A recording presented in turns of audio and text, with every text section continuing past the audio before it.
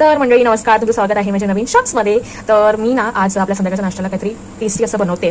तर मी बनवते आहे रवा डोसा. त्यासाठी मी ना इकडे आपल्या भांड्यात रव्याचं पीठ, मग तांदळाचं पीठ, मग आपलं गव्हाचं पीठ आणि थोडीसं दही आणि मीठ हे घालून आहे ना मिश्रण बनवून ठेवलंय. साधारण अर्धा तास हे भिजत घालून ठेवायचं असतं. पहिल्याच्या अंदाजाने मी हा पूर्ण एक पेला भरून रव्याचं पीठ घातलं आणि अर्धा एवढं भरून आपलं गव्हाचं पीठ आणि तांदळाचं पीठ घातलं आणि दही पण थोडंफार म्हणजे आपल्या अंदाजानुसार आणि मीठ. इकडे ना मी टोमॅटो, कांदा, कोथिंबीर, आपली मिरची हे सगळं मस्त बारीक चिरून घेतलंय. बॅटर आपल्याला एकदम फ्लोई ठेवायचं, त्यामुळे मी थोडंसं अजून पाणी ऍड करते.